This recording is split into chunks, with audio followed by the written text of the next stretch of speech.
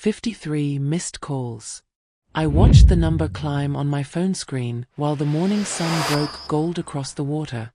The coffee in my hand had gone cold an hour ago, but I hadn't moved. Couldn't move. Because somewhere 200 miles away, my son's wedding was happening without me, and apparently it was falling apart. The phone buzzed again. Call number 54. I let it ring through to voicemail. You're probably wondering what kind of mother sits by the ocean drinking cold coffee while her only child's wedding implodes. Let me back up. Let me tell you how I got here, to this wooden balcony overlooking the sea, while my phone lit up like a forest fire. 7 days ago, I got a text message. 10 words that cracked my world down the middle. You're not invited to the wedding. Please respect this. No phone call. No explanation. Just 10 words from the boy I raised alone, the child I sacrificed everything for, telling me I wasn't welcome at the most important day of his life. I stared at that message until my vision blurred. I read it 17 times, looking for something I'd missed, some hidden meaning that would make it hurt less. There wasn't one. Hi viewers, kindly tell us where you're watching from and what time it is. Warm welcome to the family. Enjoy the story. 26 years I raised him by myself. 26 years of double shifts and skipped meals so he could have new shoes. 26 years of homework at kitchen tables and driving him to every practice, every game, every college visit. His father died when he was 3, and I became both parents rolled into one exhausted person who loved him more than breathing. And now this. I sat in my kitchen that Tuesday morning, the phone cold against my palm, and I made a choice. I didn't call him back. I didn't text paragraphs begging for answers. I didn't show up at his apartment demanding to know what I'd done wrong. I got up, walked to my bedroom, and pulled out the old suitcase from the back of the closet. The one with the broken wheel that I'd been meaning to replace for 5 years but never did because I never went anywhere. 3 dresses went in first. Then the lavender scarf my husband gave me on our last anniversary before the cancer took him. A pair of walking shoes. My toothbrush. And then, almost as an afterthought, I grabbed the leather notebook from my nightstand. The one where I'd kept every record of my son's life. Every doctor's appointment, every report card, every scholarship letter. The savings account statements showing the money I'd been setting aside in his name since he was born. I didn't know why I packed it. Some instinct maybe. Some small voice telling me I might need proof that I existed, that I mattered, that I wasn't just someone who could be erased with a text message. I left that afternoon. No dramatic goodbye. No note on the counter. I just locked the door and drove to the train station. While they picked out centerpieces, I watched farmland roll past my window. While they argued about seating charts, I checked into a small inn by the coast where nobody knew my name. While they rehearsed their vows, I sat on this balcony and listened to gulls scream over the waves. The innkeeper, an older woman named Marjorie with eyes that saw too much, brought me tea the first evening. She didn't ask questions. Just set the cup down, squeezed my shoulder, and walked away. That small kindness nearly broke me more than the text message had. Every morning I walked the beach. Sand between my toes, salt air burning my lungs, the ocean so loud it drowned out the questions screaming in my head. How does a mother grieve a child who's still alive? How do you mourn someone who chose to forget you? The third morning, I brought the notebook with me. I sat on a piece of driftwood, smooth from years of tide, and opened it to the first page. My handwriting from 23 years ago, shaky and new, first day of kindergarten. He cried for 10 minutes, then made 3 friends by lunch. I turned pages slowly. His whole life documented in my careful script. Soccer trophies. Science fair ribbons. The acceptance letter to college that made him jump so high he hit his head on the kitchen light. And then, tucked between 2 pages near the back, something I didn't remember putting there. An envelope. Old paper, brittle at the edges. My name written across the front in handwriting that stopped my breath. My husband's handwriting. He'd been dead for 20 years, but here was his voice again, ink on paper, reaching through time to find me. My hands shook as I opened it. Inside was a letter, short and direct, the way he always talked. Clorinda, keep this safe. One day he may forget, but the law will remember. Paper clipped to the letter was a deed. Property deed. Our house, yes, but also 3 other parcels of land I didn't recognize. All of it in both our names, signed and notarized the year before he died. I sat there on that piece of driftwood, holding papers that felt like they weighed 1,000 pounds, and something clicked into place in my brain. My son's fiancée came from money. Real money. The kind that came with lawyers and country club memberships and a mother who looked at me like I was dirt she'd stepped in. At the engagement party, I'd watched her parents discuss assets and mergers like the wedding was a business deal. And now my son had uninvited me to his wedding with no explanation.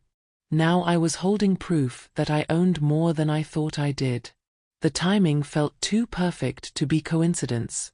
I stood up from that driftwood, the envelope clutched against my chest, and walked back to the inn with purpose in my steps for the first time in days. Marjorie was watering plants on the porch. She looked up, saw my face, and set down her watering can. "You found something," she said. "Not a question." "I need help," I told her. She smiled, small and knowing. "My niece works at the county courthouse. Let me make a call." That was 4 days ago. 4 days of learning things I never wanted to know. 4 days of paper trails and filing dates and metadata timestamps. 4 days of discovering that sometimes the people you trust most are the ones rewriting your history while you're not looking. And now, this morning, while my son stands at an altar somewhere, my phone won't stop ringing. Because truth has a way of showing up uninvited. Would you stay silent after being erased from your own child's life, or would you fight back? Drop your answer in the comments. My coffee sits cold beside me, and the ocean keeps rolling in, and 53 missed calls sit unanswered on my phone. But the envelope from my dead husband? That's tucked safe in my pocket, right next to my heart, where it's been doing more damage than any of them could have imagined. The first night after that text message, I didn't sleep. I laid in bed staring at the ceiling, replaying every conversation from the past year, searching for the moment I became disposable. Was it Christmas dinner when his fiancée's mother made that comment about simple people? Was it the engagement party where I wore the wrong dress, too old-fashioned apparently, according to the look on her face? Or maybe it was earlier. Maybe it started the day he met her and realized his mother didn't fit into the life he wanted. I raised him alone. Let me say that again so you understand the weight of it. Alone. His father, my Thomas, died when our boy was 3 years old. Heart attack at 34. One day he was coaching t-ball, the next day he was gone. I was 28 years old with a toddler and a mortgage and no idea how to be both parents at once. But I figured it out. I worked 2 jobs for 6 years. Receptionist during the day, cleaning offices at night. My son did homework at my work desk while I vacuumed boardrooms at midnight. I missed nothing. Every parent-teacher conference, every soccer game, every science fair. When he made the honor roll, I cried in the parking lot before driving us to get ice cream. When he got accepted to college, I worked overtime for 3 months to help with expenses his scholarship didn't cover. If you've ever sacrificed everything for your child, hit the like button. You'll understand what comes next. I never remarried. Never even dated seriously. Every ounce of energy I had went into making sure he had a better life than I did. And he did. He graduated debt-free, got a good job, met a woman from a family with more money than I'd see in 3 lifetimes. I was happy for him. Genuinely happy. Even when her mother looked at my grocery store cake at the engagement party like it was poisoned. Even when her father asked what I did for a living and then changed the subject immediately after I answered. I told myself it didn't matter. My son was building his future. That's what mattered. But sitting in that coastal inn, journaling by candlelight because the lamp felt too bright for my grief, I finally let myself admit something I'd been avoiding. I was being erased. Not just from the wedding. From his whole new life. The waves crashed outside my window, steady and relentless, and I wrote in my notebook, "How do you grieve someone who's still breathing? How do you bury a relationship that never got a funeral?" My handwriting got messier as the pages filled. I wrote about the day he was born, 8 pounds of screaming life that terrified me and completed me all at once. I wrote about teaching him to ride a bike in the church parking lot because we didn't have a driveway. I wrote about the night before college when he hugged me and said, "I wouldn't be here without you, Mom." That version of my son felt like someone I'd imagined. Marjorie knocked on my door the next morning with coffee and blueberry muffins. She sat on the edge of my bed without asking permission and handed me a napkin. "You've been crying," she said. "I have a son getting married in 5 days," I told her. "And I'm not invited." She didn't gasp or offer empty comfort. She just nodded, like this was something she'd seen before, like mothers got erased every day and the world kept spinning. "What are you going to do about it?" she asked. I looked at her, this stranger who'd shown me more kindness in 2 days than my own child had in months. "What can I do? He made his choice. Maybe." Marjorie bit into a muffin, unbothered by crumbs on my bedspread. But did he make it alone? That question sat between us like a lit match. I thought about his fiancée's family, the lawyers at the engagement party, the way her father kept pulling my son aside for private conversations. The comments about property and investments that I didn't understand but felt excluded from. "I don't know," I admitted. "Then maybe you should find out." Marjorie stood up, brushed crumbs off her lap. "My niece works at the county courthouse. She's good with records, deeds, that sort of thing. If you want, I could introduce you." I almost said no. Almost told her I wasn't that kind of person, the kind who dug into things and made trouble. I was the mother who packed lunches and paid bills on time and kept her head down. But then I remembered the envelope. My husband's handwriting. One day he may forget, but the law will remember. "Yes," I heard myself say. "I'd like that." Comment below if you think she's doing the right thing, or if she should just let it go. That afternoon, I walked the beach again, but this time the notebook stayed at the inn. Instead, I carried the envelope, the deed inside it protected by a plastic bag because I couldn't risk the ocean spray damaging it. I read it 3 times, trying to make sense of the legal language. Property descriptions, lot numbers, filing dates. My husband had always handled the paperwork. I'd signed where he told me to sign, trusted him completely.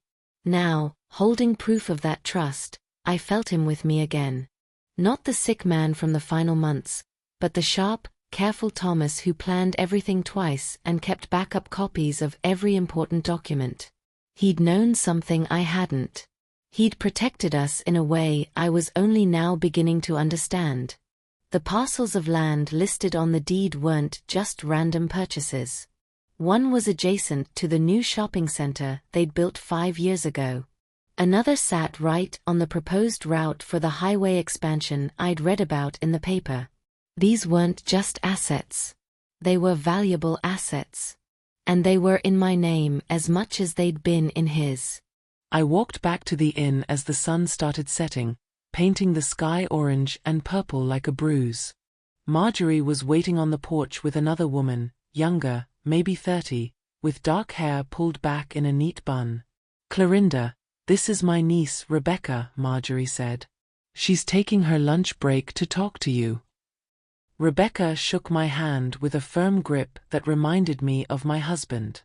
Aunt Marge says you have some questions about property records. I pulled out the envelope, and right there on Marjorie's porch, with the ocean wind picking up and evening coming on, I showed Rebecca the deed. She studied it carefully, running her finger along the property descriptions. Her expression shifted, subtle but noticeable. From curious to concerned. "When did your husband pass?" she asked quietly. 20 years ago. "And you've lived in your home this whole time? The one listed here as the primary property?" "Yes. Why?" Rebecca looked at Marjorie, then back at me. "Because according to the county database, there was a filing made 3 months ago attempting to amend the ownership structure of this property. It lists your son as the primary heir with immediate transfer rights." The porch tilted under my feet. "What does that mean?" "It means someone tried to move you out of your own house, legally, without your knowledge or signature." Subscribe if you want to know how deep this betrayal goes. The coffee in my hand this morning is my 4th cup. I've been awake since 3 a.m., watching the sun come up over the water, thinking about Rebecca's words. Someone tried to take my house. Not just exclude me from a wedding. Not just erase me from family photos. Someone wanted to erase me from my own life, the home I'd paid for with 20 years of double shifts and sacrifice. And my son's wedding was in 4 days. My phone buzzes again. Another missed call. Number 71 now. But I'm not ready to answer yet, because I'm still piecing together how the boy I raised became someone who could do this. Or worse, how the boy I raised became someone who could let this be done to him. Rebecca came back the next morning with a folder thick enough to be a weapon. We sat at Marjorie's kitchen table, the smell of fresh coffee mixing with the salt air coming through open windows, and she spread papers across the worn wood surface like she was dealing cards. "This is everything I could pull from public records without raising flags," Rebecca said, tapping a stack of documents. "And I'm going to be honest with you, Mrs. Holloway. What I found made me lose sleep last night." I gripped my coffee mug tighter. "Show me." She pulled out the first document, a property filing dated 3 months before. My address at the top, but the signature at the bottom looked like mine and didn't at the same time. Close enough to pass a quick glance, wrong enough to make my stomach turn. "This amendment attempted to transfer primary ownership rights to your son, with you listed as a secondary resident. Essentially, it would have made you a tenant in your own home." "I never signed this," I said, my voice shaking. "I know." Rebecca pulled out another paper. "Because you were at the dentist that day. I checked. The timestamp on this filing says 2:15 p.m. Your dentist appointment, which I found through your insurance records that are public due to the Medicare system, was from 1:30 to 3:30. You were in a chair getting a crown replaced." The room felt too small suddenly. Too hot. Someone forged my signature. Yes. Rebecca wasn't gentle about it, and I appreciated that. I didn't need gentle. I needed truth. And it gets worse. She laid out more documents. Each one a small knife. Filing after filing, all within the past 6 months, all related to the properties my husband had left behind. The land parcels I'd forgotten about, the ones that had been sitting quietly gaining value while I worked and raised my son and lived my simple life. Someone had been systematically trying to reorganize ownership. Trying to move me from owner to dependent. From decision-maker to obstacle. "The shopping center parcel," Rebecca said, pointing to a highlighted section. "There's been interest from developers. Serious interest. We're talking millions if it sells. Drop a comment if you're as angry as I am right now." I thought about the engagement party again. The way my son's future father-in-law had cornered him by the bar, talking in low voices. The way my son had looked uncomfortable but hadn't pulled away. The way the mother had asked me, so casually, if I'd ever considered downsizing from my house now that I lived alone. They'd been planning this. Not for weeks. For months. Who filed these? I asked, though I already knew the answer would hurt. Rebecca hesitated, which told me everything. The law firm represents the Ashworth family. Your son's fiancée's last name is Ashworth, correct? I nodded, unable to speak. There's one more thing. Rebecca pulled out a final document, and her expression went from concerned to disgusted. This is a filing from 2 weeks ago. It's a request to have you declared financially incompetent due to age and inability to manage complex assets. The world stopped. They were trying to declare me incompetent. Me, the woman who'd balanced 2 jobs and a mortgage and college payments for 26 years without missing a single deadline. I'm 54 years old, I whispered. I know. I manage everything just fine. I know. My son knows that. Rebecca didn't answer that one, because we both knew the truth was complicated. Either my son knew and allowed it, or he didn't know and was being manipulated. Neither option made me feel better. Marjorie, who'd been quiet up until now, put her hand over mine. What do you want to do, dear? I looked at those papers spread across the table. Evidence of betrayal in black and white. Proof that I'd been nothing but an obstacle to be removed, a problem to be solved with lawyers and forged signatures. Part of me wanted to pack my things and disappear. Let them have it all. The house, the land, the whole messy business. I was tired. I'd been tired for 20 years. But then I thought about Thomas, my husband, who'd worked himself sick making sure we'd be protected. Who'd planned and saved and bought those land parcels when we could barely afford groceries because he was thinking decades ahead. He'd written that note for a reason. One day he may forget, but the law will remember. He'd known. Somehow, he'd known that paper and proof would matter more than blood someday. If someone tried to steal your legacy, would you fight back? Let me know. I want to stop them, I said, my voice stronger than I felt. Can we do that? Rebecca smiled, small and sharp. Aunt Marge said you'd say that. I made some calls last night. There's a retired attorney in town, Mr. Hanford. He's old school, doesn't care about money anymore, just about right and wrong. He's willing to meet with you this afternoon. We met at a small office above the hardware store, the kind of place that smelled like old books and lemon polish. Mr. Hanford was 70 if he was a day, with white hair and sharp blue eyes that missed nothing. He read through Rebecca's folder in complete silence for 20 minutes.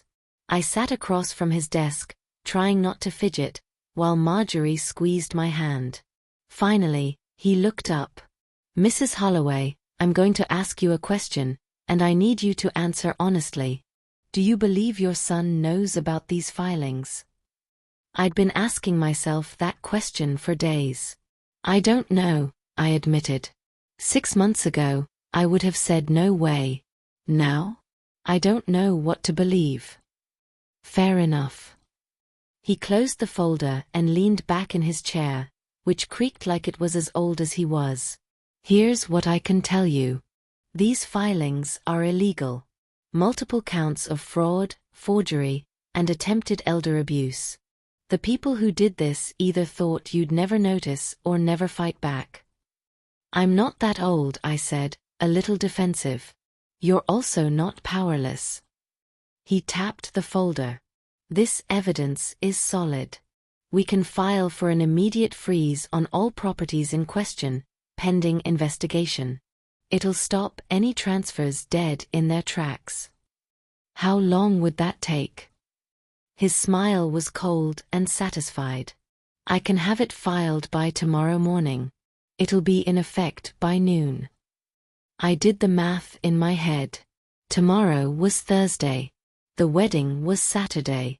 That means it'll hit right before the wedding, I said slowly. Yes, it will. Mr. Hanford didn't look sorry about it.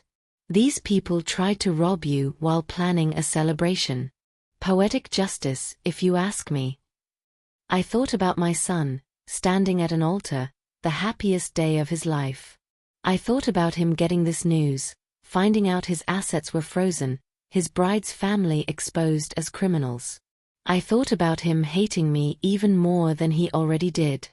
But then I thought about Thomas, dying at 34, using his last good years to protect us.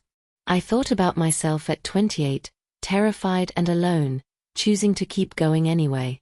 I thought about dignity, and what it costs, and what it's worth. Do it, I said. File everything. Hit that share button if you think she's making the right call. Mr. Hanford had the papers ready in an hour. I signed my real signature, nothing forged or faked, and Rebecca walked them to the courthouse personally. By 4 p.m. on Thursday, 72 hours before my son's wedding, the freeze was official.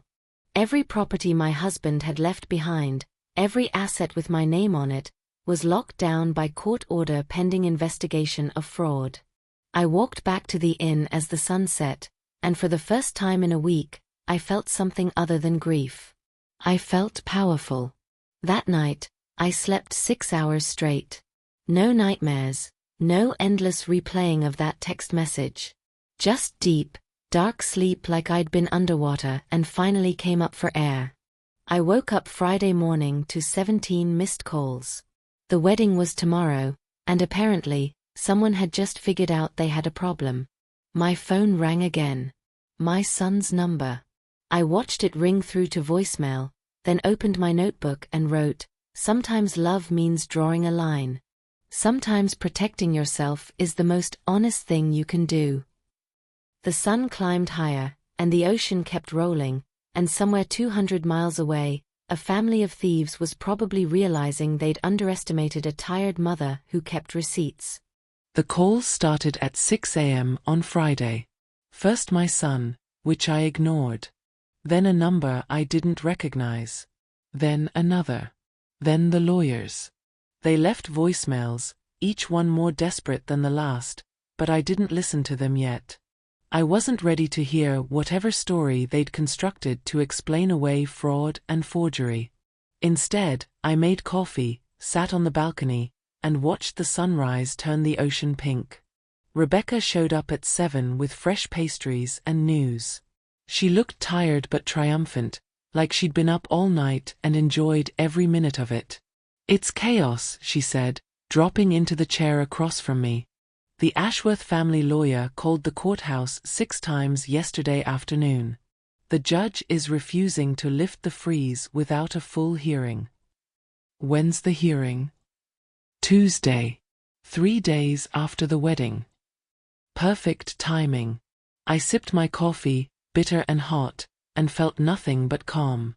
The kind of calm that comes after you've been drowning and finally stop fighting. "There's more," Rebecca continued, pulling out her phone. "I did some digging that's maybe not strictly legal, so I'm not telling you exactly how I got this information." Noted. The shopping center parcel, the one worth millions? The Ashworth family company had a deal in place to purchase it. Closing date was supposed to be next week. With you out of the picture legally, your son would have had sole signing rights. I set my coffee down before I dropped it. They were going to sell my husband's land and keep the money. That's what it looks like, yes. If you're watching this and feeling furious, smash that like button. The phone rang again. My son's number. I declined the call and immediately it rang again. And again. "You're not going to answer?" Rebecca asked. "Not yet." I looked at my phone, at my son's name on the screen, and felt the weight of 26 years pressing against my chest. Let me tell you something about my boy. When he was 7, he stole a candy bar from the grocery store. Not because we couldn't afford it, but because his friends dared him to. Rebecca waited, listening. "I found it in his backpack that night. I could have made excuses, said he forgot to pay, given the store $1 and called it done. But I didn't. I drove him back to that store, made him walk up to the manager, and confess what he'd done. What happened? He cried the whole way there. Begged me not to make him do it.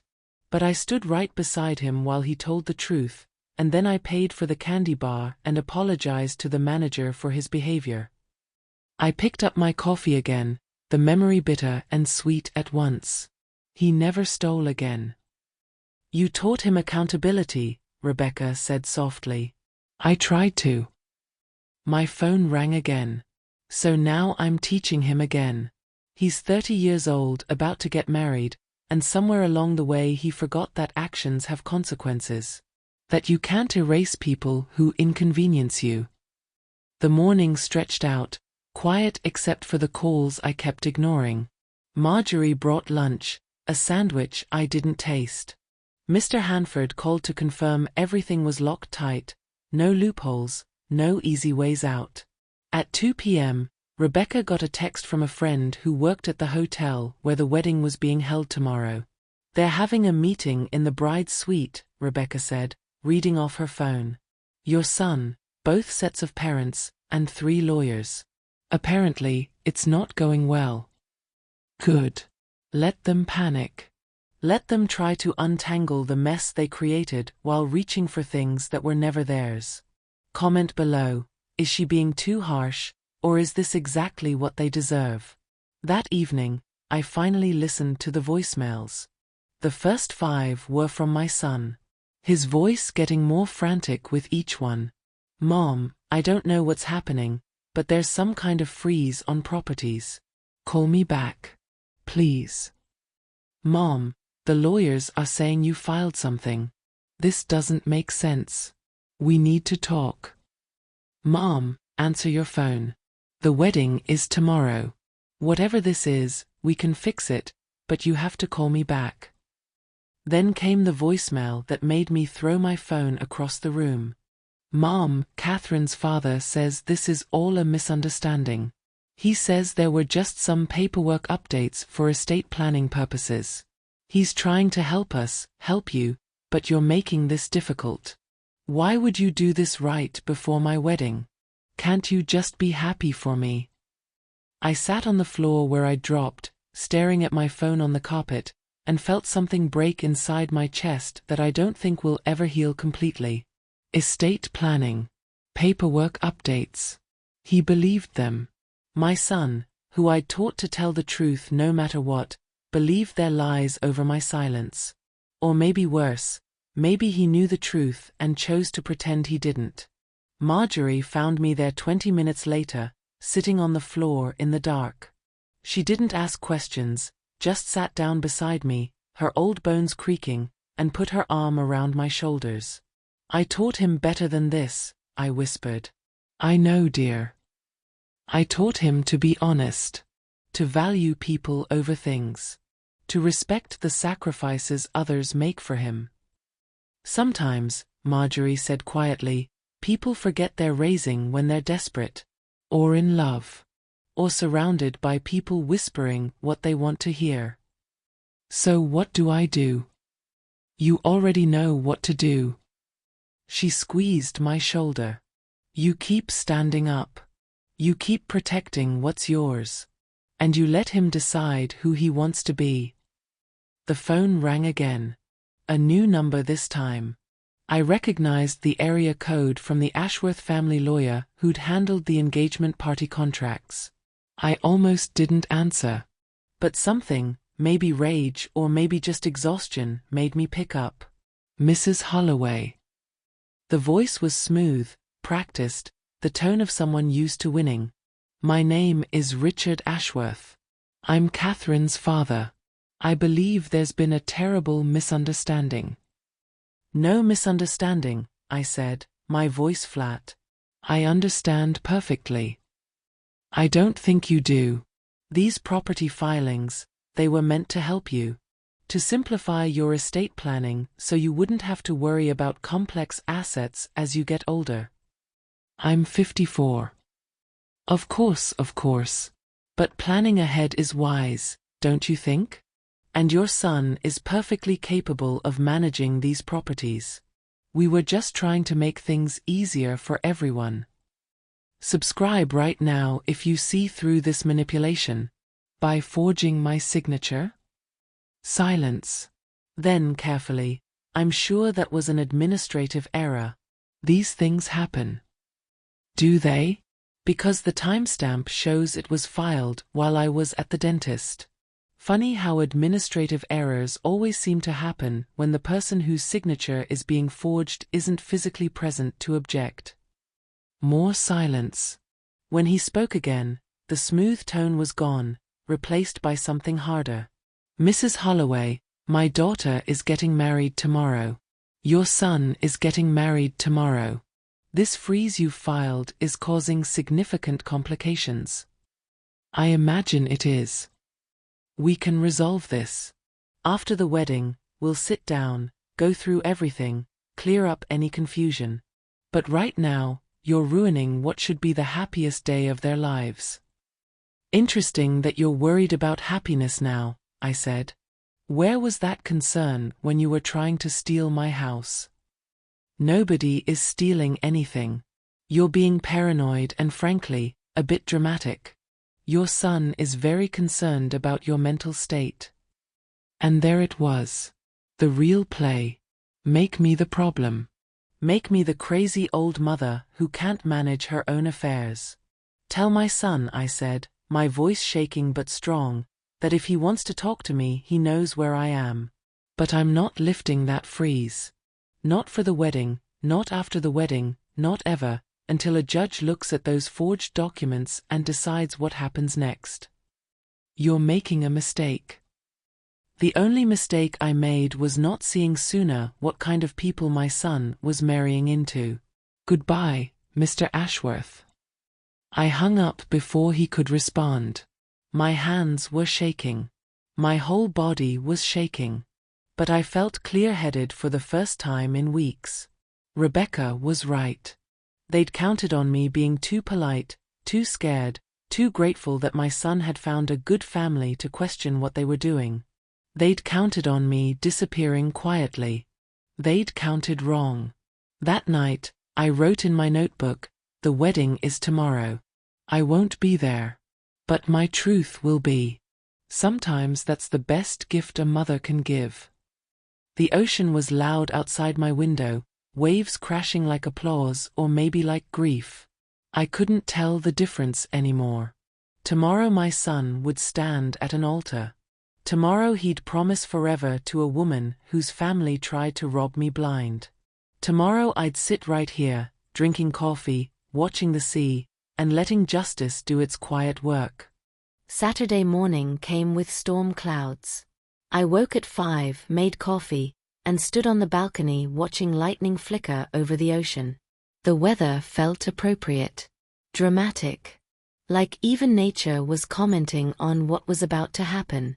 The wedding was scheduled for 3 p.m. I'd memorized the timeline from the invitation I'd received before being uninvited. Ceremony at 3, cocktail hour at 4:30, reception at 6. Dancing until midnight. A whole perfect day they'd planned down to the minute. At 7 a.m., my phone started ringing again. I'd stopped counting the missed calls. The number didn't matter anymore. Rebecca showed up at 8 with Marjorie, both of them carrying what looked like supplies for a siege: food, fresh coffee, blankets, a radio.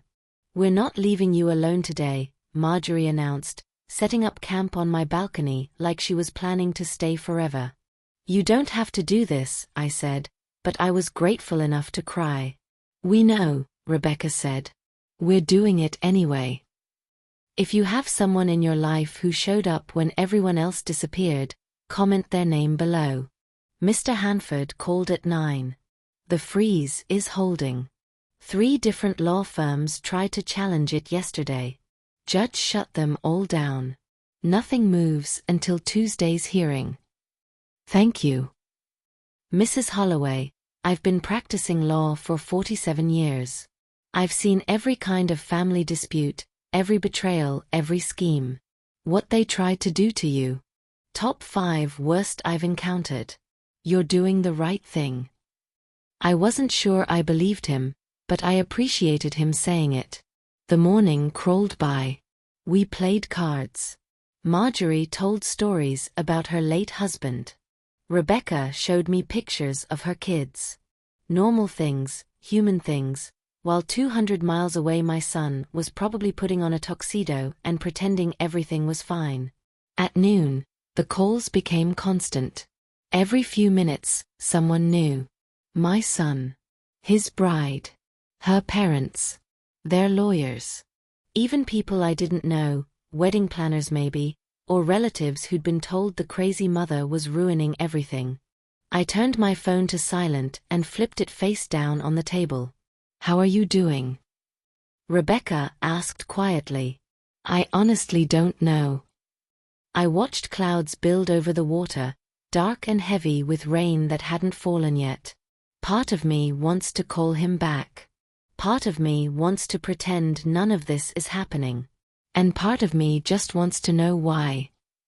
Why what? Why I wasn't enough. My voice cracked. I gave him everything. Every single thing I had.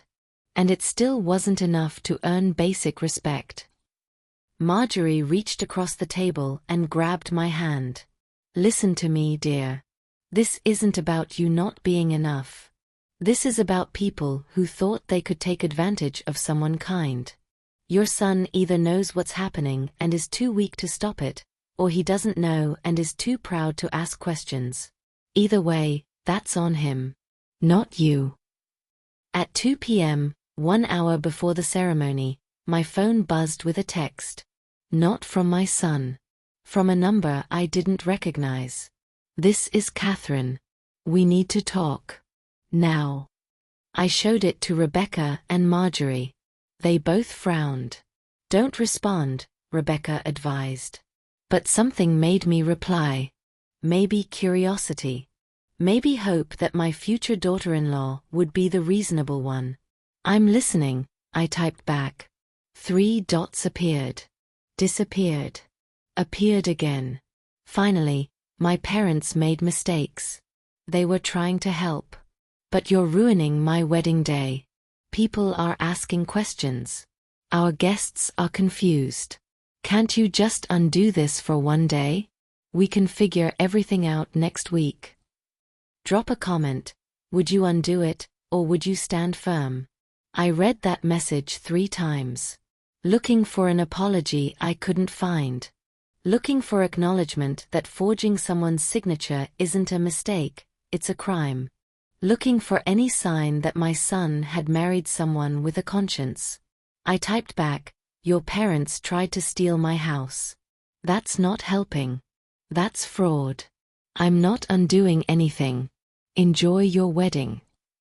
I didn't wait for a response. Just set the phone down and stood up, pacing the small balcony like a caged animal.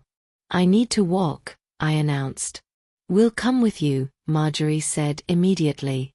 So the 3 of us walked the beach while my son got married. Sand under our feet, wind whipping our hair, storm clouds building overhead but refusing to break. I thought about the ceremony happening right now. The music starting. My son walking down the aisle. Promises being made that I wasn't there to witness. I thought about the empty seat where I should have been. Did they even leave a seat? Or did they just erase me completely from the arrangement? At 4 p.m., Rebecca's phone buzzed. She looked at it and her eyes went wide. "What?" I asked. "My friend at the hotel just texted. The courthouse order was delivered during the cocktail hour. Security brought it right to the bride's father. In front of everyone." I stopped walking. They delivered it during the wedding? Apparently the courier couldn't find him yesterday, tried multiple times. So they delivered it to the hotel. During business hours, which technically the cocktail reception counted as since it was a public event space. Marjorie started laughing. Actually laughing, bent over with her hands on her knees, tears streaming down her face. "Oh honey," she gasped, "that's not justice. That's poetry." Hit that subscribe button, because this story is just getting started. We walked back to the inn as the first raindrops started falling.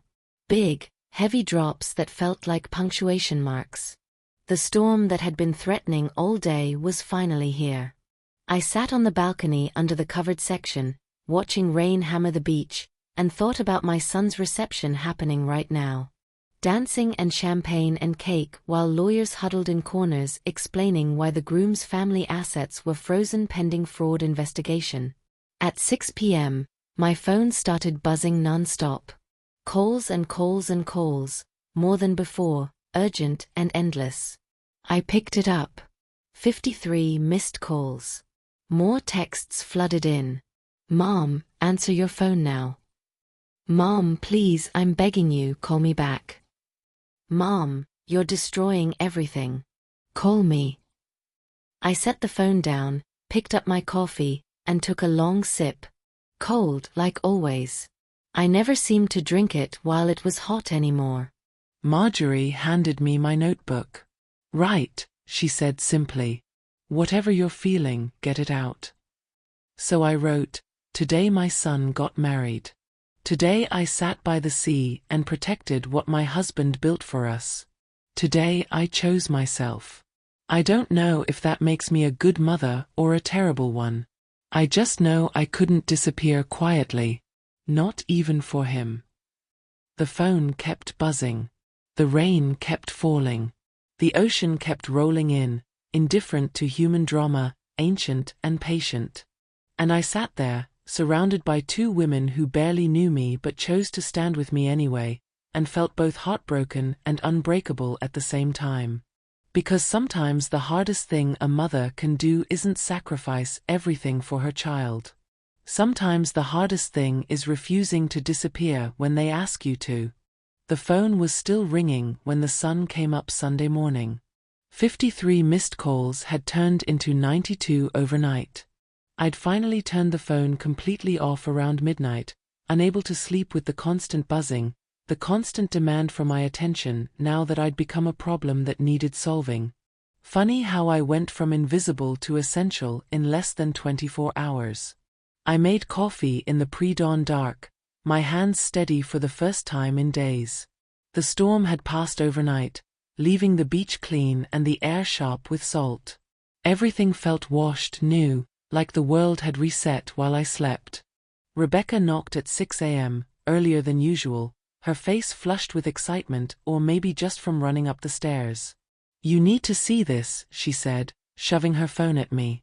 It was a local news website. Small, the kind that covers county fairs and high school sports. But there, in the community section, was a headline that made my stomach drop. "Prominent developer's family faces fraud investigation during wedding reception." "Oh no," I whispered.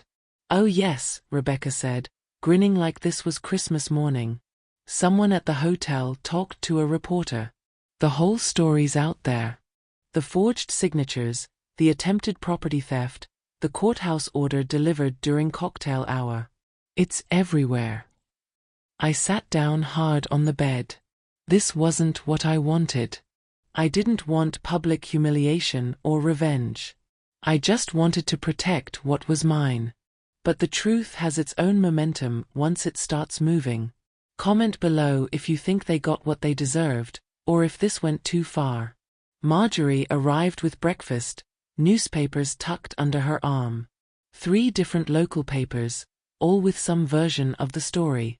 The largest one had details that made me feel sick. Quotes from wedding guests describing the chaos, the bride in tears, the groom pale and shaking when security delivered the court order. My son. My boy. Humiliated in front of everyone he knew. "I didn't want this," I said, my voice barely audible. "I know, dear," Marjorie said gently. "But you can't control what other people do with truth. You protected yourself. What happened after that, that's on them." I turned my phone back on. 107 missed calls now. Voicemails filled to capacity. Text messages from numbers I didn't recognize, some supportive, most angry, all demanding something from me. And then, buried in the chaos, a text from my son, "Mom, please, just tell me where you are. I need to see you. I need to understand." My hands shook reading it. The first message that sounded like him, like the boy I raised, instead of someone repeating talking points from his new family. "Are you going to respond?" Rebecca asked. I stared at those words. "I need to understand." Like this was some mystery he was trying to solve, some puzzle where if he just found the right piece, everything would make sense and I'd be the villain he could walk away from. "Not yet," I said. "Not while he's still looking for ways to make this my fault." The morning stretched long. Reporters called, which was new and terrifying. I didn't answer.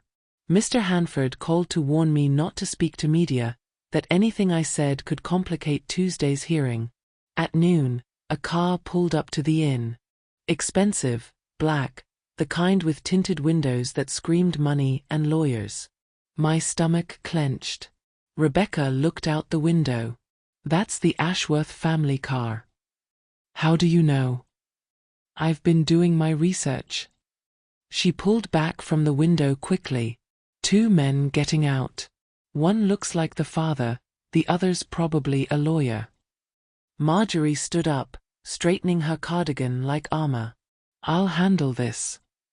"No," I said, surprising myself. "I will."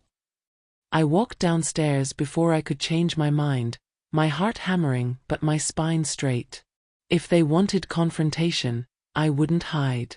They were at the front desk, the innkeeper looking uncomfortable as Catherine's father leaned over the counter with that aggressive politeness rich people use as a weapon. "I'm looking for Clorinda Holloway. I know she's staying here." "And I'm telling you," the innkeeper said firmly, "that I don't give out information about my guests." "Mrs. Holloway," the father said, spotting me on the stairs. His smile was sharp enough to cut. "There you are. We need to talk." "No, we don't." If you've ever had to stand up to someone who thought their money made them untouchable, hit that like button. "Yes, we do. You've caused considerable damage to my family's reputation. The news coverage alone." "Is reporting facts," I interrupted, walking down the rest of the stairs. "Or are you saying those weren't forged signatures? That you didn't try to steal my property?" The lawyer stepped forward. "Mrs. Holloway, let's all calm down. There's no need for hostility. We're here to discuss a resolution. The resolution happens Tuesday in front of a judge." "That's unnecessary," the father said, his voice tight. "We can settle this privately. Name your price." I actually laughed.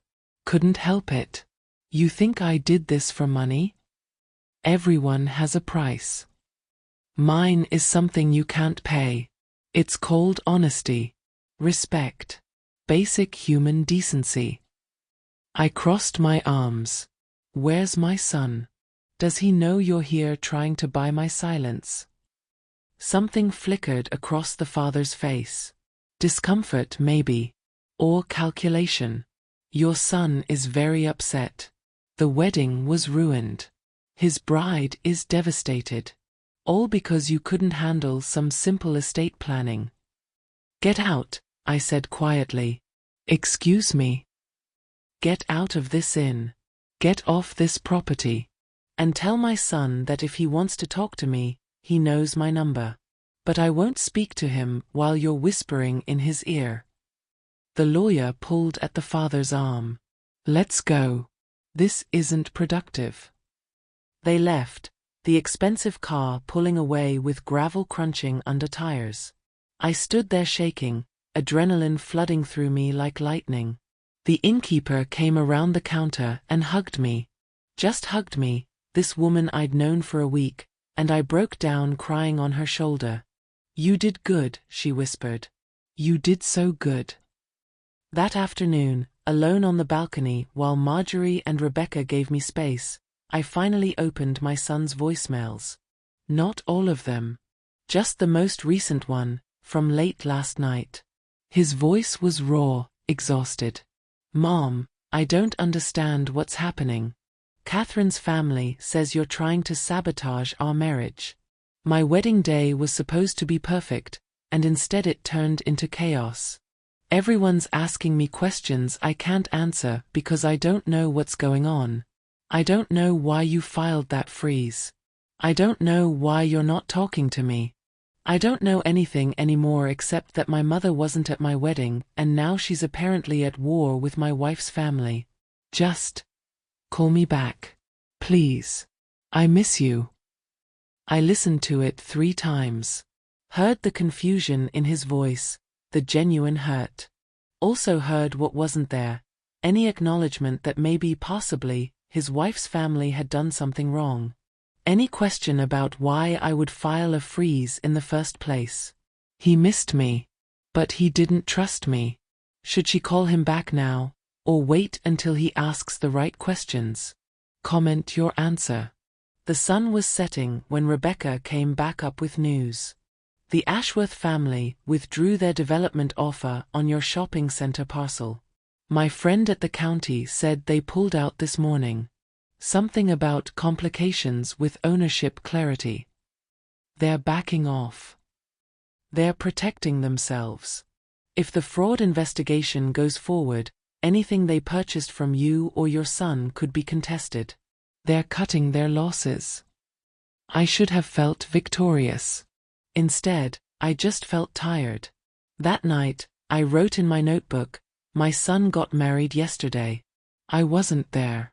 Today his new family tried to buy my silence. I said no. Tomorrow we go to court. And I still don't know if I'll ever get my son back." The ocean was calm outside, peaceful after the storm. But inside my chest, everything was still chaos. Because the courthouse order had done its job. The properties were protected. The thieves were exposed. But my son's voice on that voicemail, lost and hurt and confused, that was the real wound. And I didn't know if truth and justice could heal it, or if some breaks just stay broken forever. Tuesday morning came too fast and too slow at the same time. I'd barely slept, rehearsing what I'd say to the judge, to my son if he showed up, to anyone who'd listen. But when Rebecca drove me to the courthouse at 8 a.m., all my prepared words disappeared. Because my son was standing on the steps. He looked awful. His suit was wrinkled, his eyes red-rimmed like he hadn't slept in days. When he saw me getting out of Rebecca's car, he started walking toward me, then stopped, like he wasn't sure if he was allowed. "Mom," he said, and his voice cracked on that one word. I couldn't move. Couldn't breathe. This was my baby, my boy, and he looked so lost standing there in the morning sun. "Why?" he asked. "Why didn't you just talk to me? Why go straight to lawyers and court orders? Why ruin my wedding?" And there it was. Not what did Catherine's family do? Not why were you disinvited? Just accusations wrapped in hurt feelings. "I didn't ruin anything," I said quietly. "I protected what was mine." "From me?" "You had to protect yourself from your own son. From fraud. From forgery. From people who thought I was too old and too stupid to notice them stealing my house." He flinched. "That's not what happened. Catherine's dad was helping with estate planning." "Stop." I held up my hand. "Just stop. You're a smart man. You went to college. You work in finance. So tell me, does estate planning usually involve forging someone's signature? Does it involve filing documents while that person is at the dentist? If you've ever watched someone you love believe lies over truth, you know how this feels. Comment below." His face went pale. "What are you talking about?" "You don't know." I stared at him, realization hitting me like cold water. "You really don't know what they did." I know you filed some court order that froze all our assets right before my wedding. I know you humiliated Catherine's family in front of 200 guests. I know reporters are calling me asking about fraud investigations. Did you read the court documents? I asked. I know. The lawyers said it was complicated, that you were confused about some filings. I'm not confused. My voice was sharp enough to cut. Your wife's family forged my signature on multiple documents attempting to transfer ownership of properties your father left to me. They tried to take my house. They tried to declare me mentally incompetent so they could control everything. And they timed it all to happen around your wedding so I'd be too distracted or too hurt to notice. The color drained from his face completely. That's not, Catherine said. What did Catherine say? He opened his mouth, closed it, opened it again. She said you were upset about not being invited to the wedding, that you were lashing out, that the property stuff was just paperwork you misunderstood. And you believed her over me without even asking to see the evidence? Silence. Heavy and horrible. Mom, Mrs. Holloway. Mr. Hanford appeared at the courthouse entrance. We're starting in 10 minutes. I looked at my son, this man I'd raised to question things, to verify facts, to think critically. The man who'd just admitted he'd taken someone else's word about his own mother without investigating. Come inside, I said. Sit in the courtroom. See the evidence for yourself. And then decide if I'm the one who ruined your wedding. I walked past him up the steps. He didn't follow immediately, but I heard his footsteps eventually, slow and hesitant, behind me. The courtroom was smaller than I expected. Judge Morrison was an older woman with gray hair and sharp eyes that reminded me of a hawk. The Ashworth family lawyer sat on one side with Catherine's father. Mr. Hanford sat on the other with me, Rebecca, and a stack of documents that looked damning even from a distance. My son slipped into the back row. I didn't look at him. Couldn't. Judge Morrison reviewed the evidence in silence for 20 minutes. The only sounds were papers rustling and someone's phone vibrating repeatedly until the bailiff made them turn it off. Finally, she looked up. Mr. Ashworth, did you authorize these property filings? Catherine's father stood, confident and polished. Your Honor, these were simply estate planning documents meant to help Mrs. Holloway manage complex assets as she ages. She's 54 years old. Yes, but planning ahead. And these signatures? The judge held up one of the forged documents. This is Mrs. Holloway's signature? A pause. Fatal and final. There may have been some administrative confusion about the signing process.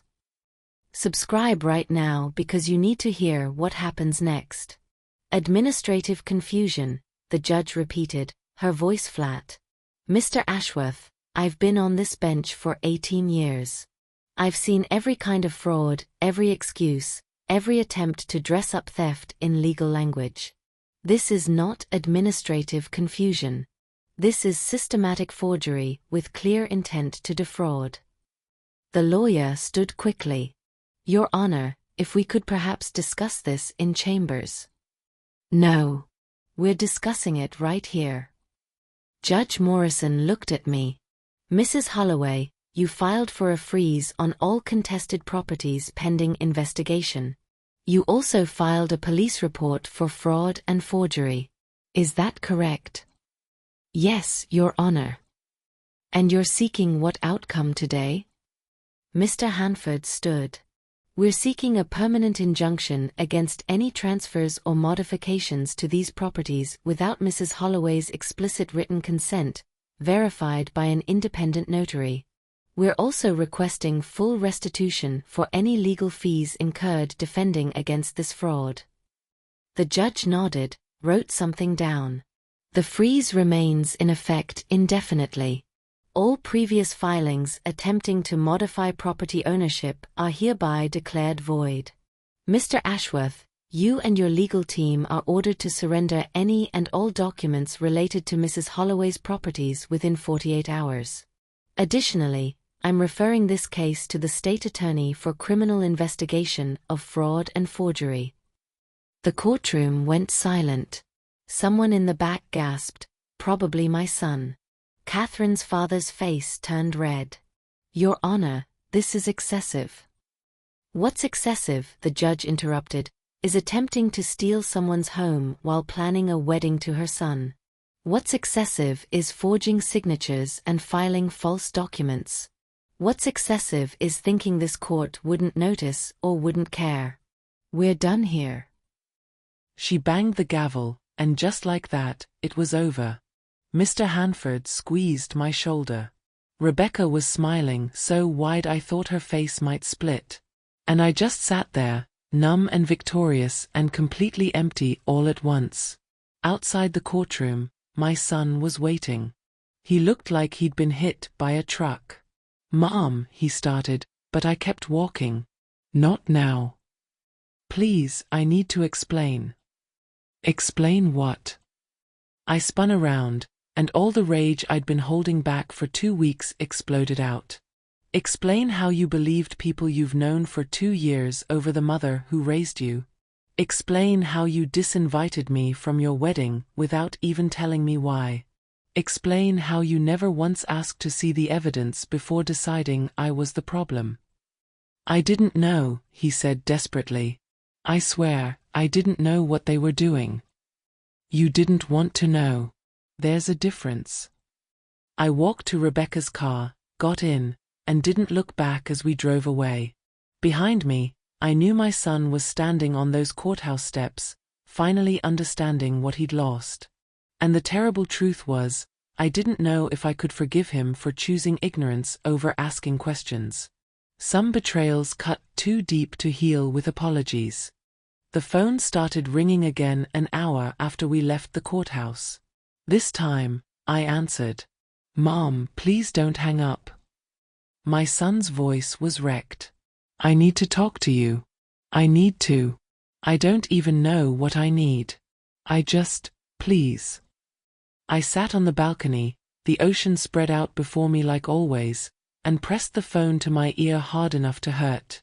Talk, I said. He was crying.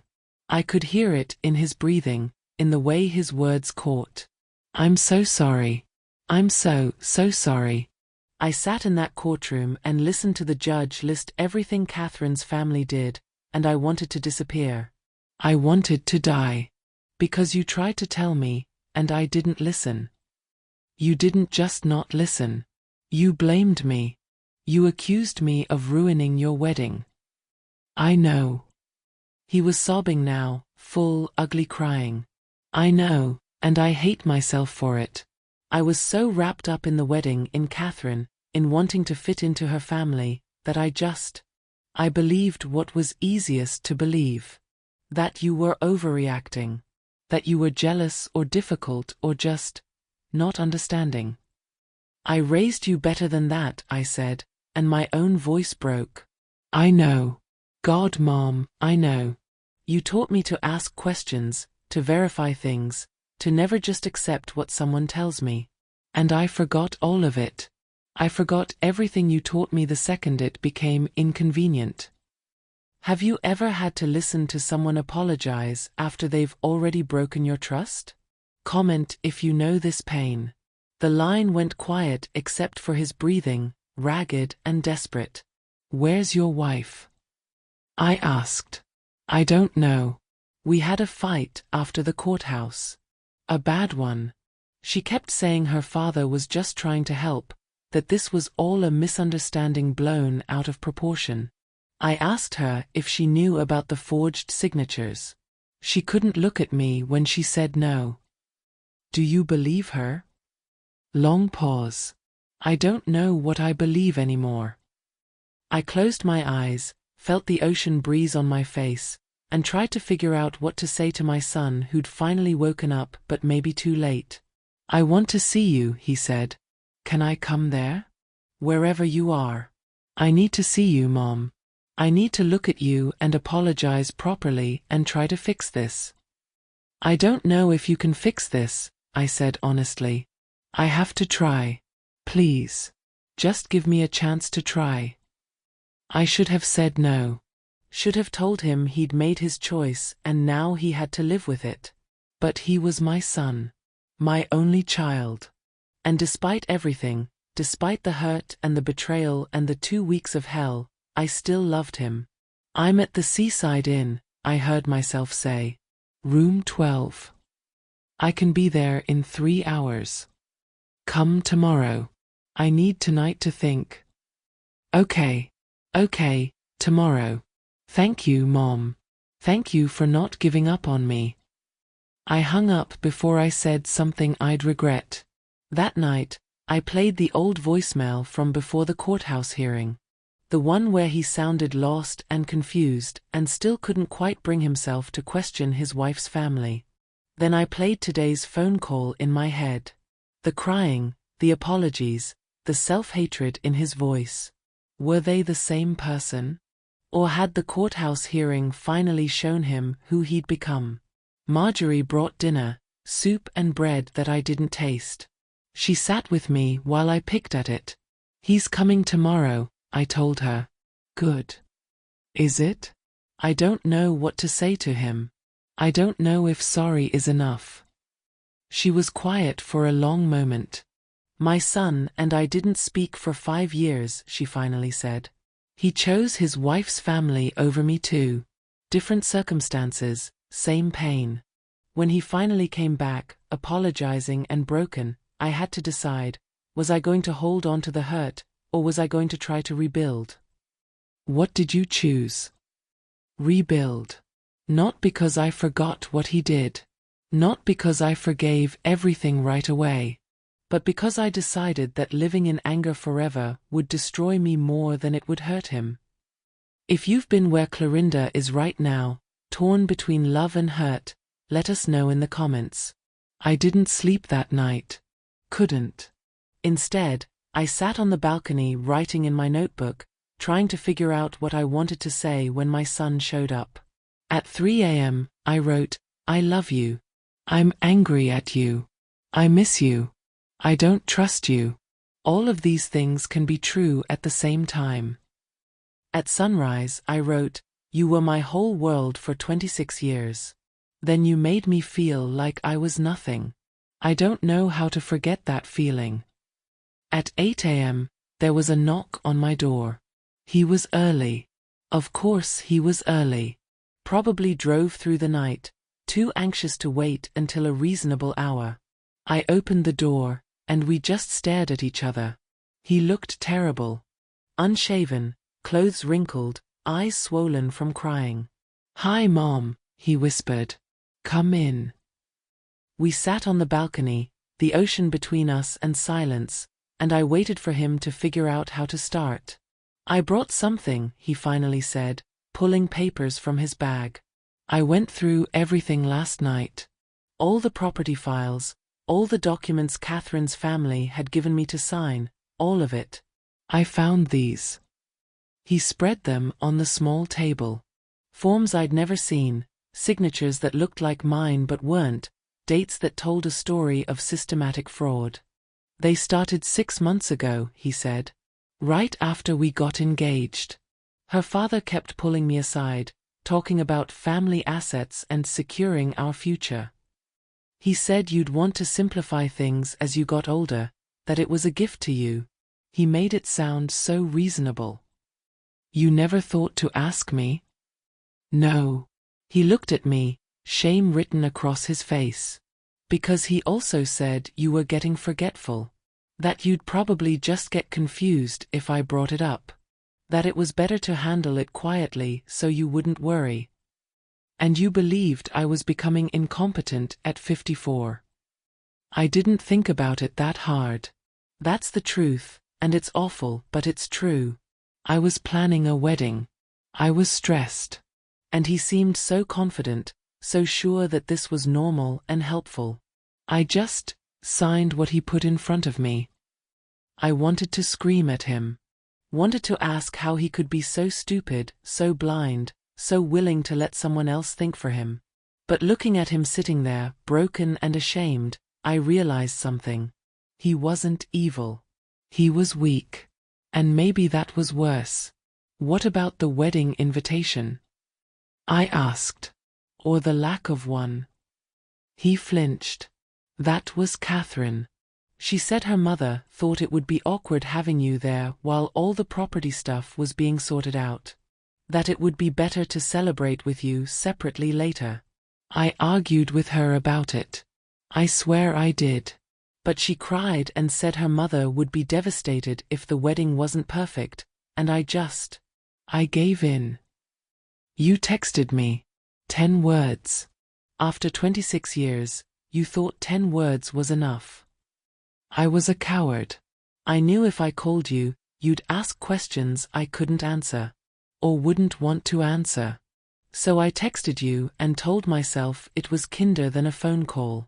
But it wasn't kind. It was cruel. And I knew it was cruel when I hit send. Would you accept this apology? Would you try to rebuild? Comment your honest answer. We sat in silence for a long time. The ocean rolled in, steady and indifferent. Birds called overhead. Life continued around us while we tried to figure out if our relationship could. I don't know if I can forgive you right now, I finally said. I understand. I don't know if we can go back to how things were. I don't want to go back. I was terrible then. I want to go forward. Differently. Better. What about Catherine? He looked down at his hands. I don't know. She's still insisting her family did nothing wrong. That the judge overreacted. That you somehow orchestrated all of this to make her family look bad. I can't. I can't be married to someone who thinks that way. That's your choice to make, not mine. I know.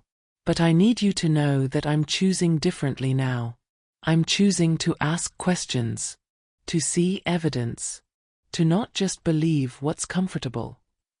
I looked at my son, really looked at him, and saw someone who'd finally grown up in the hardest way possible. I need time, I told him.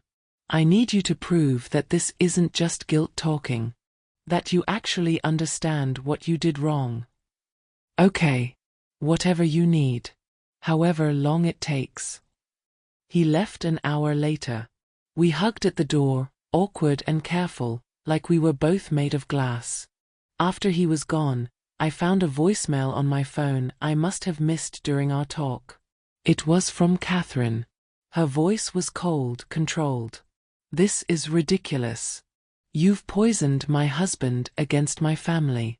You've ruined our wedding, our reputation, everything. I hope you're happy. And when this marriage falls apart, that's on you too.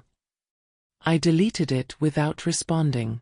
Because some people never learn to take responsibility for their own actions.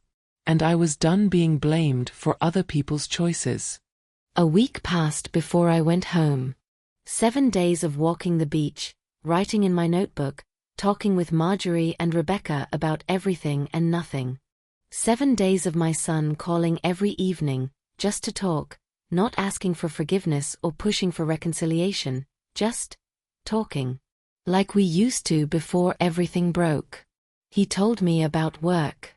About realizing how much Catherine's family had isolated him from his old friends. About moving into a hotel because staying in the apartment felt wrong.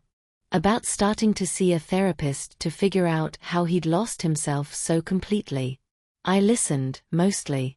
Sometimes I shared stories about his childhood that made him laugh and cry at the same time.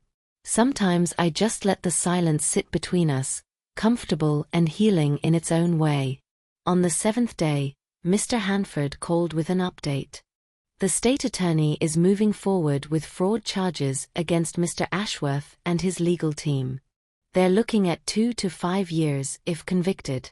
The forgery case is solid. And my properties? Completely secure.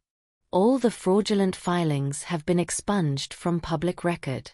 I've also set up additional protections so no one can file anything regarding your properties without your physical presence and ID verification.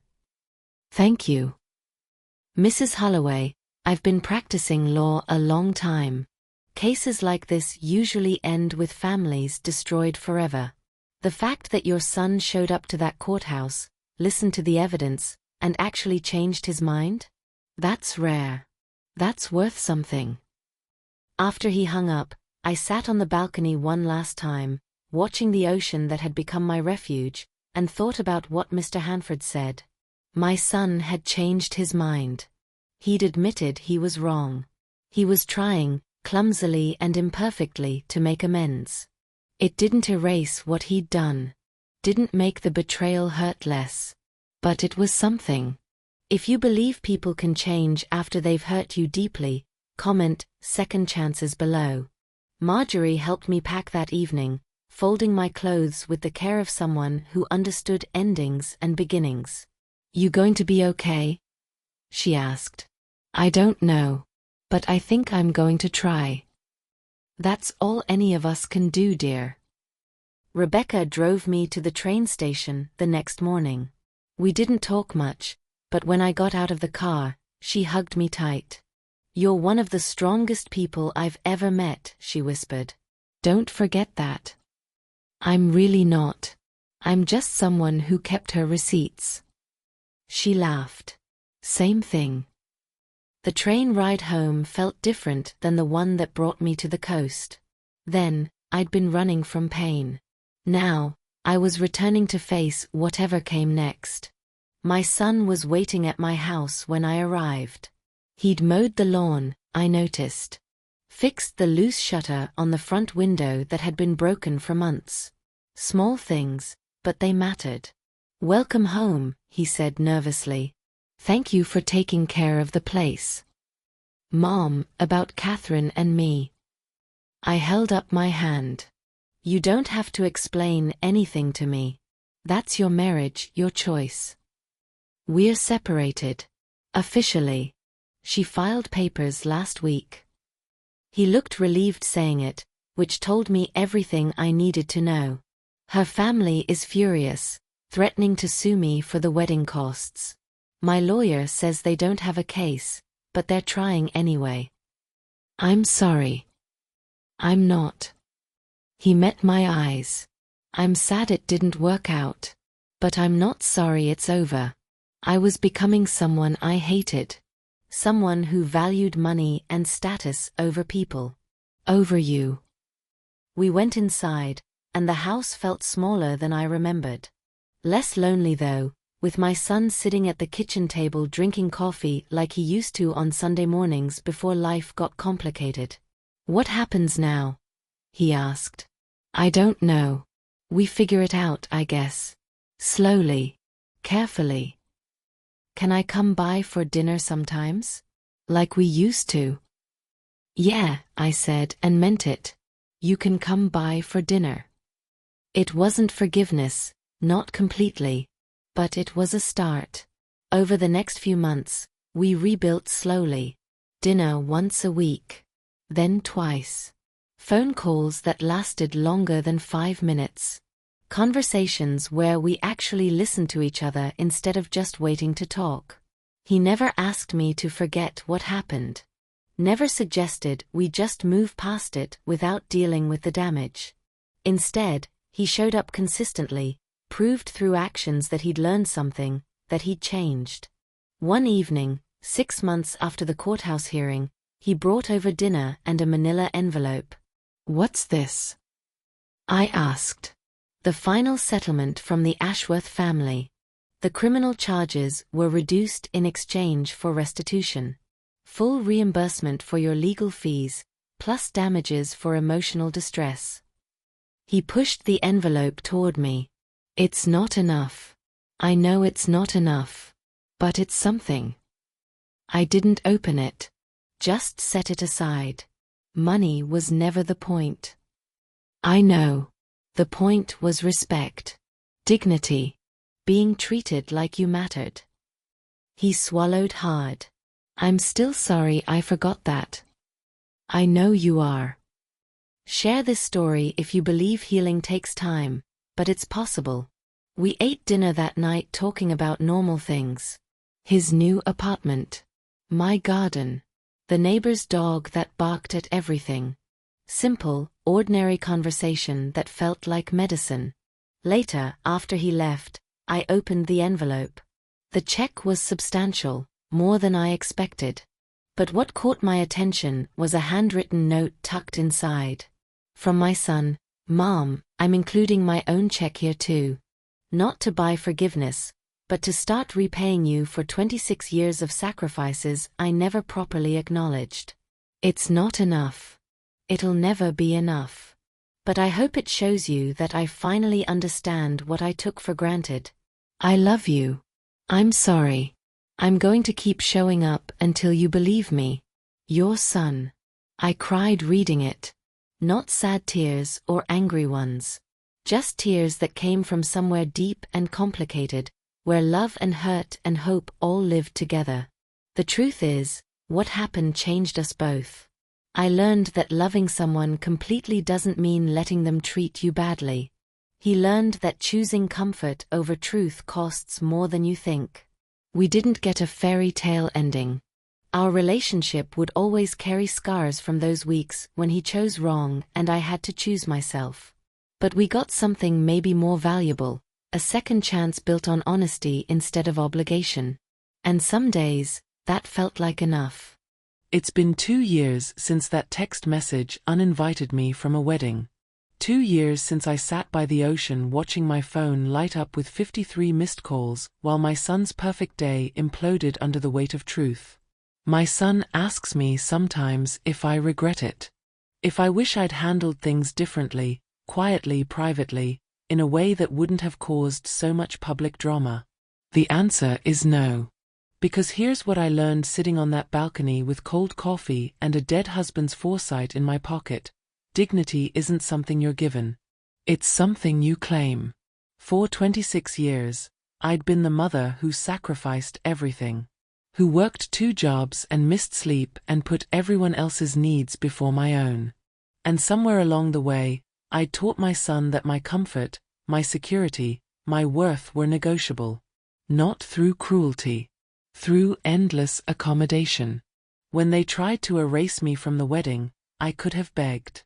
When they forged my signature, I could have stayed quiet. When they tried to steal my house, I could have let them, told myself it was about keeping peace, about being the bigger person. If this story moved you, hit that subscribe button and turn on notifications. You won't want to miss our next story. But love that requires you to disappear isn't love. It's erasure with a greeting card attached. So I didn't beg. I didn't disappear. I kept my receipts, found my allies, and let the truth do its work. The courthouse order that arrived during cocktail hour wasn't revenge. It was consequence.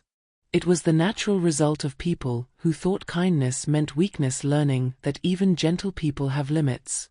My relationship with my son today isn't what it was. We're more careful with each other now. Mori try GF continue edithonus too. He knows I love him, but he also knows I won't let that love be used as a weapon against myself. He's remarried now, to a woman named Sarah who works as a teacher and thinks the whole property scandal is horrifying. She asked to hear my side of the story on our first meeting, actually listened, and then said something I'll never forget. I can't imagine treating my future mother-in-law like you were treated. I'm so sorry that happened to you. Simple words. But they meant everything. They have Sunday dinners at my house now. Sarah helps me cook while my son sets the table, and sometimes I catch him watching me with this expression that's part gratitude, part lingering shame. You okay? I asked him once, catching that look. I'm just thinking about how close I came to losing you completely, he said. How if you'd been a different person, someone without proof or courage or allies, I might have spent my whole life believing their version of events. But you didn't. Only because you didn't let me. He hugged me then, tight and desperate. Thank you for not giving up on me, even when I'd given up on you. The Ashworth family story had a less happy ending. Catherine's father was convicted of fraud and forgery, served 18 months, and lost his business license. The family moved out of state, reputation destroyed, connections severed. Catherine herself reached out once, about a year after the divorce was finalized. The message was short: I didn't know. I should have asked questions. I'm sorry. I never responded. Not out of spite, but because some apologies come too late to matter. She'd had chances to ask questions during our engagement, during the wedding planning, even during the courthouse hearing. She'd chosen her family's version of events every time. My son's choices hurt me, but he'd eventually chosen differently. Catherine never did. Comment below if you think some people deserve second chances and others don't. Let's hear your thoughts. Marjorie and Rebecca are still in my life. We talk on the phone every week, and I visit the coast twice a year now. That inn by the sea became holy ground for me, the place where I learned I was stronger than I thought. The money from the settlement sits mostly untouched in a savings account. I used some to upgrade my house, fix things I'd been putting off for years. The rest waits for something important, though I'm not sure what yet. Maybe a scholarship fund for single mothers trying to put their kids through school. Maybe a legal fund for people fighting property fraud. Maybe just peace of mind knowing it's there if I ever need to protect myself again. The land parcels my husband left behind are still mine. Still gaining value. Still proof that sometimes the people who love us protect us in ways we don't understand until years later. I think about Thomas sometimes, my husband who died too young but planned carefully enough to save me decades later. I wonder if he somehow knew, if he understood that paper and proof would matter more than promises someday. Thank you, I tell his photo on my nightstand sometimes. You saw what I couldn't. You protected us when I didn't know we needed protecting. The hardest part of this whole story isn't the betrayal or the court battle or even the broken relationship with my son during those dark months. The hardest part is living with the knowledge that if I'd been just a little less organized, a little less thorough, a little less willing to fight, I would have lost everything. My home. My security. My dignity. And no one would have cared except me. If you've ever felt invisible, like you could disappear and the world would just adjust around the empty space you left, hit that like button. You're not alone. That's why I tell this story. Not for revenge or sympathy or validation, though I won't lie and say those things didn't feel good when they came. I tell it because somewhere out there is another mother being told she's not invited to something she should be welcomed at. Another woman being erased from her own history with forged signatures and legal maneuvers. Another person being told their feelings don't matter as much as keeping the peace. And I want them to know, keep your receipts. Keep your proof. Keep your records. Keep your dignity even when people tell you it's not worth the fight. Because the world will try to convince you that being difficult is worse than being erased. That causing a scene is more shameful than being stolen from. That protecting yourself makes you the villain in someone else's story. But here's the truth they don't want you to know: quiet justice is still justice. And sometimes the most loving thing you can do is draw a line and refuse to let anyone cross it, even people you love with your whole heart. My phone is on the table beside me now, and there are no missed calls. No desperate voicemails. No angry texts from people who thought I'd disappear quietly. Just a message from my son asking what time dinner is Sunday and what he can bring. Just a text from Rebecca sharing something funny her daughter said. Just an email from Mr. Hanford checking in, making sure I'm okay, telling me I'm still the bravest client he ever had. The ocean is miles away now, but I can still hear it in my memory. Still feel that wooden balcony under my feet. Still taste that cold coffee and remember the moment I chose myself. Would I do it again? Knowing the pain it would cause? Knowing the relationships it would damage, the drama it would create, the public embarrassment it would bring to people I loved? Yes. Without hesitation. Every single time. Because I'd rather be the mother who fought back than the one who disappeared. I'd rather have a complicated relationship built on honesty than a comfortable one built on my silence. I'd rather face 53 missed calls and know I stood up for myself than answer every call while my life was stolen piece by piece. If this story touched you, inspired you, or made you think about your own boundaries, please share it. Your comment might be exactly what someone else needs to hear to find their own courage. The wedding happened without me. The courthouse order arrived during cocktail hour. The perfect day imploded under the weight of truth. And I sat by the sea drinking cold coffee, letting the waves carry my silence farther than any choir could sing. Some people called me vindictive. Others called me brave. I'm neither. I'm just a mother who kept her receipts and refused to disappear when it became inconvenient to exist. That's not revenge. That's not cruelty. That's survival with dignity attached. And if there's one lesson I hope anyone takes from my story, it's this: you are not required to set yourself on fire to keep others warm. You are not obligated to sacrifice your security for someone else's comfort. And you are never, ever too old, too tired, or too loving to stand up and say no more. The ocean keeps rolling.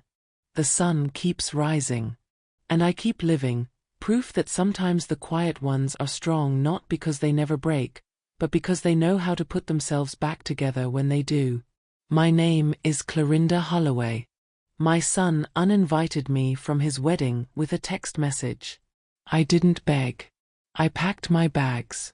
And when his perfect day imploded, I was exactly where I needed to be, choosing myself, protecting my legacy, and learning that love without respect isn't love at all. Thank you for watching this story. If it resonated with you, please subscribe to this channel and turn on notifications so you don't miss our next powerful story of courage, survival, and quiet justice. Drop a comment sharing your thoughts, your own experiences, or words of encouragement for others who might be facing similar situations. Your voice matters. Your story matters. And sometimes, sharing our truth is how we help others find theirs. Until next time, remember, dignity isn't given. It's claimed. And you're stronger than anyone who tried to make you disappear will ever know.